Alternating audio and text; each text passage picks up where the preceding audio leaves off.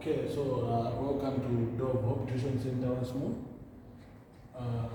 Due to the complaints that the last video, the complex numbers were not clear, so we have taken down those videos and we are uploading a new one. I hope this one is more clear. So we're looking at complex numbers. So we're going to look at the introduction first. We want to see where the complex part is, because complex is something that is a bit complicated, that cannot be punched on the calculator. So we want to see where the complex part comes in. So the introduction says solve the quadratic equation, negative 3x squared plus 2x minus 3 equal to 0 using the quadratic formula. So we have negative 3x squared plus 2x minus 3 is equal to 0. So I want to solve this using a quadratic formula. We know from the topic of quadratic equations that a quadratic formula is an equation of the form ax squared plus bx plus c is equal to 0. So we're going to calculate this: minus b plus or minus b squared minus 4ac divided by 2a. Now we have our b is a positive 2, but our formula has a negative, so we have negative 2 plus or minus the root of b is 2 squared minus 4. Our a is a negative 3 and our c is a negative 3 over 2 multiplied by negative 3. So this is equal to negative 2 plus or minus the square root of this is going to give us a 4. So this is 9. Negative 3 and negative 3 is going to give us a positive 9. So positive 9 multiplied by negative 4 is going to give us negative 36. This is going to give us negative 36. We divide by negative 6 there. Okay, so now we have negative 2 plus or minus square root of 4 minus 36 is going to give us negative 32 over negative 6. Now, under normal circumstances, if you are to punch on your calculator the root of negative 32, it's going to give us math error. It's going to give us math error. So that is where the complex part comes in. So when we have a negative in the square root, that is where the aspect of being complex comes in. So we come up with what we call an imaginary. So now this is going to be negative 2 plus or minus. So we can separate this and say the square root of negative 1 multiplied by the square root of 32 divided by negative 6. Now, we know that from complex numbers, we know that I squared is equal to negative 1. This we know. So we can, if we introduce a square root on both sides, we introduce a square root there and a square root there, this and that cancel. From here, we know that I is equal to root of negative 1. So where there is the root of negative 1, we know that we can replace with what? With I. So this is equal to negative 2 plus or minus I. 32 has no perfect square, so we can just take it as root of 32 over negative 6.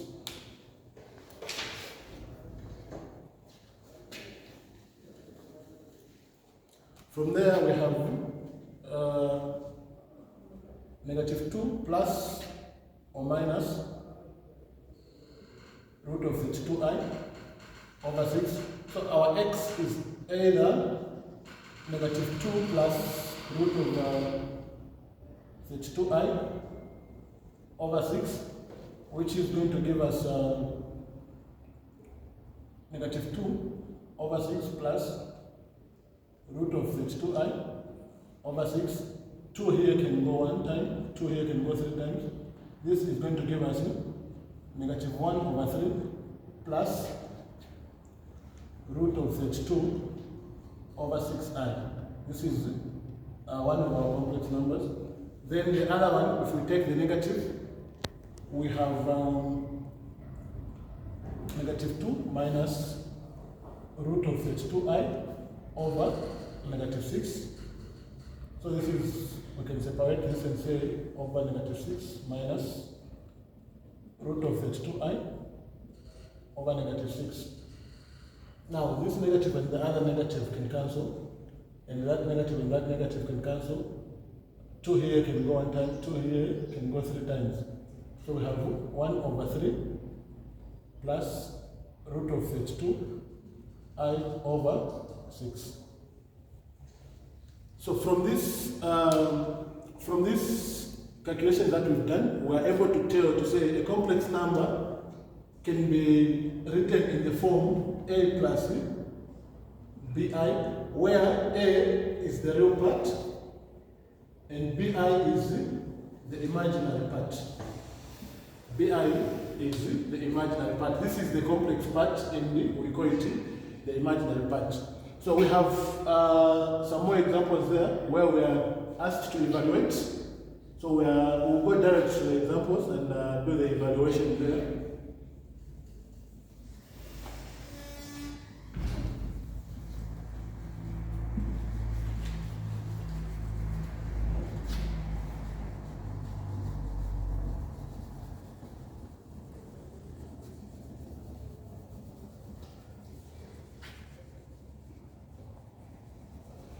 Okay, so question 1 says evaluate the following. We have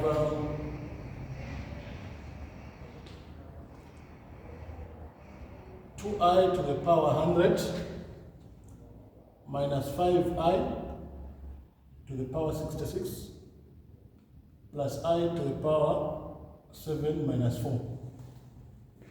Okay, so I want to evaluate that one. So the easiest way to evaluate such complex numbers is to remember that I squared is equal to negative 1.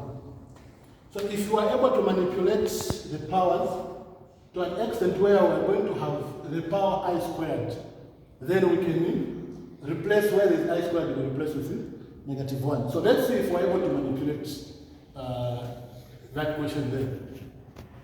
Okay, so we have 2.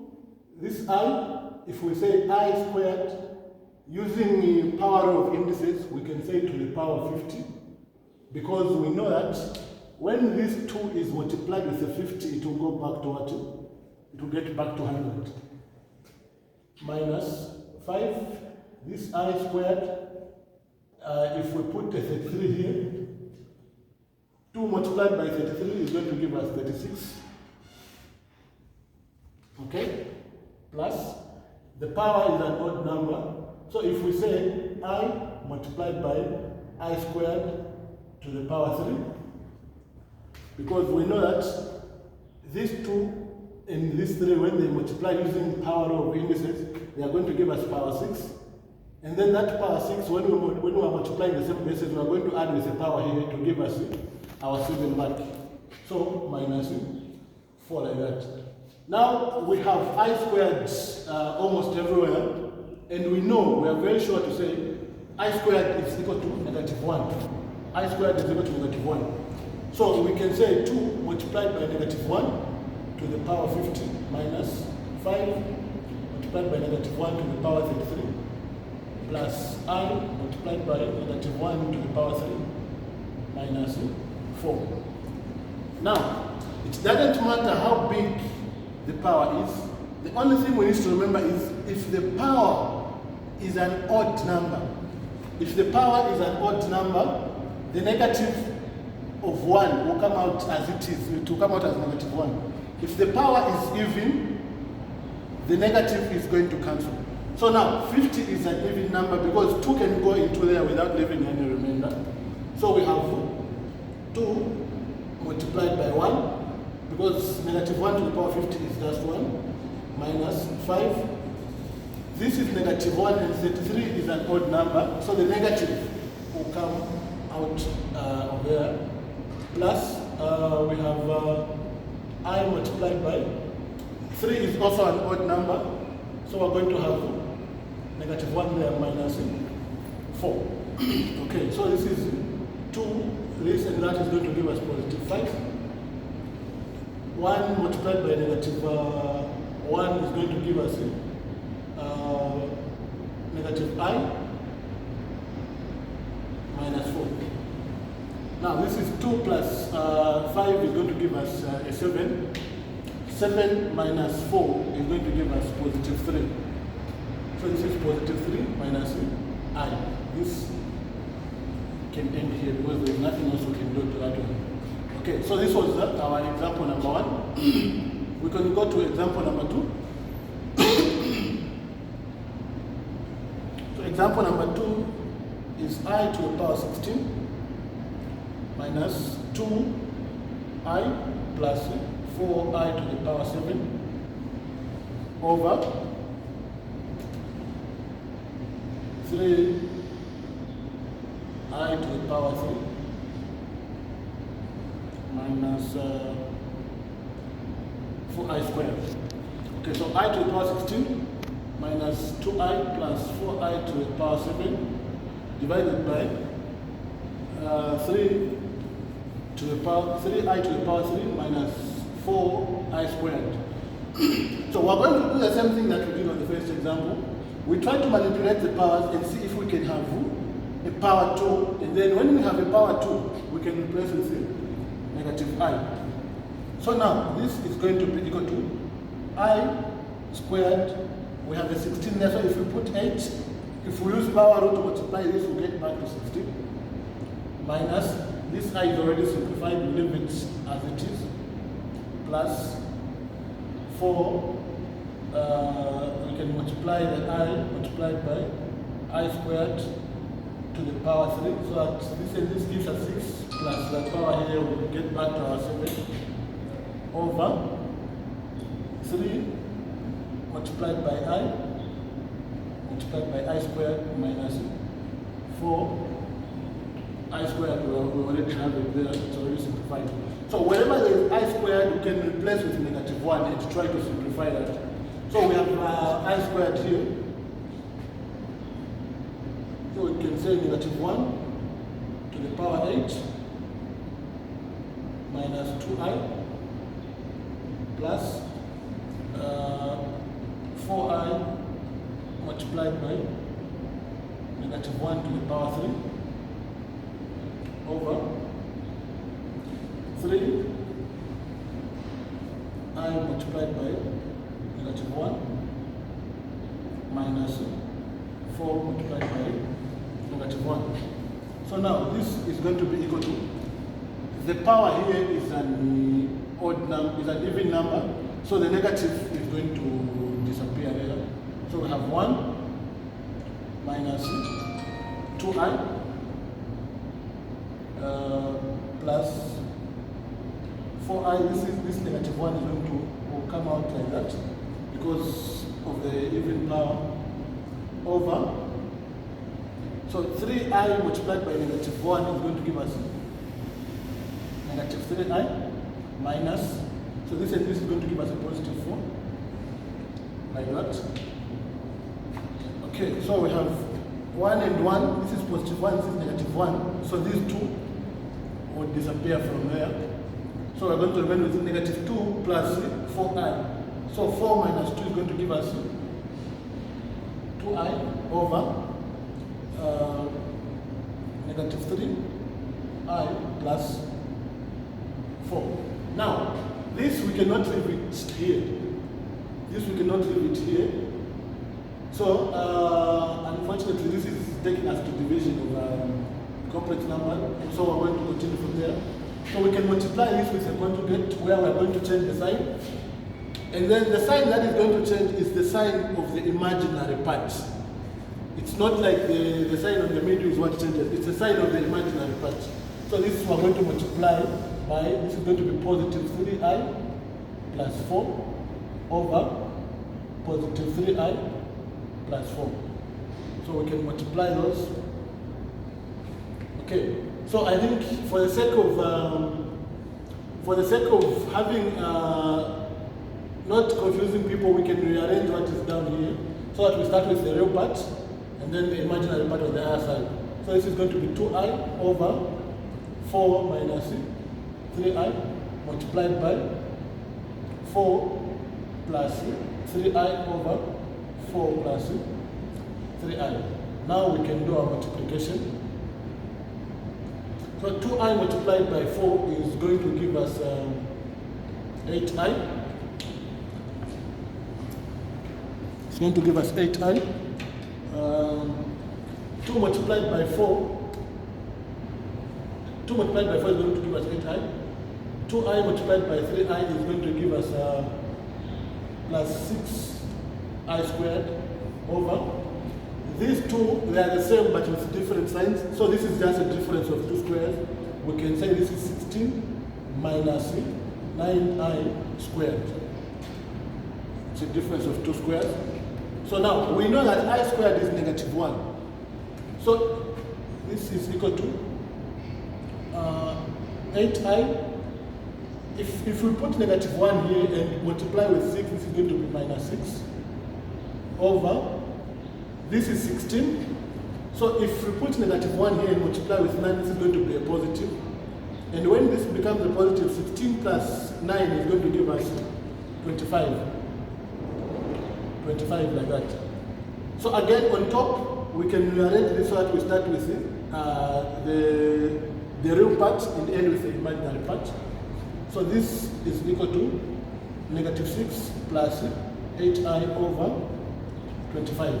Now this is going to end as negative 6 over 25 plus 8i over 25. So we have the real part and the imaginary part. This can end here. Okay, the last example.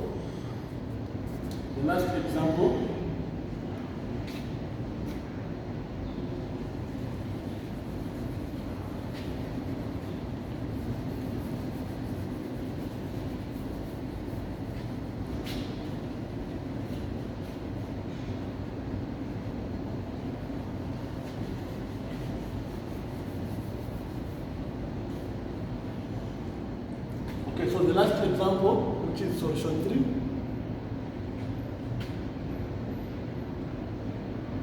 is j to the power 4 plus j to the power 9 plus j to the power 16 over 2 minus j to the power 5 plus j to the power 10 minus j to the power 15. Okay, so we are going to do the same. So if we manipulate that j, we can have j squared and another square there plus j multiplied by j squared to the power 8 plus j squared to the power 8 over 2 minus j squared plus j squared to the power 5 minus j multiplied by j squared to the power 7. So that will get back to 15. Now, where there is j squared, we can put negative 1.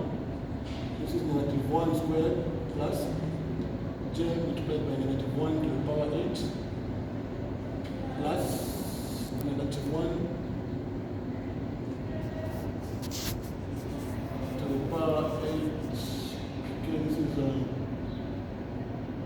supposed to be to the power 4, so that when we multiply the 4 and the 2, we get 8, and when plus the 1 here, we get back to our 9 here.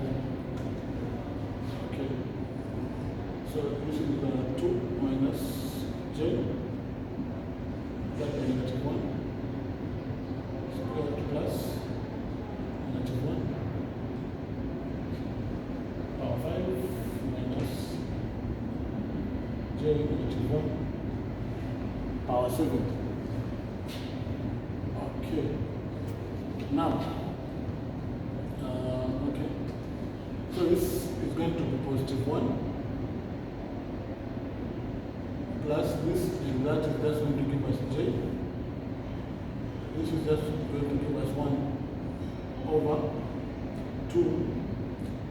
This is going to be positive 1. Positive 1 multiplied by negative j is going to give us negative j, which is going to give us negative j. So this is negative 1 multiplied by that is going to give us positive j. This is equal to 1 and 1 is going to give us 2. So we're going to have 2 plus 2 plus j over. So this j is positive. So with this one, I'm going to cancel. So it will be 2 minus j. Then from there, we can do our conjugate. We say multiply by 2 plus j over 2 plus j.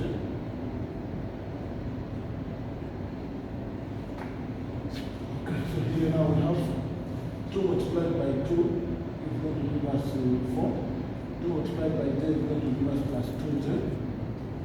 J multiplied by 2 is going to give us 2j. J multiplied by j is going to give us j squared over. Down here is the difference of 2 squared. This is just 4 minus j squared. Now this is equal to, here if we put a negative 1 here, this is going to be negative 1. So 4 minus 1 is going to give us 3. Plus, these are like terms they can add to give us 4j over. This is negative 1. If we multiply negative 1 by a negative, it will give us a positive. So 1 plus 4 is going to give us a 5. Okay, so now we have 3 over 5 plus 4j over 5 as our final answer.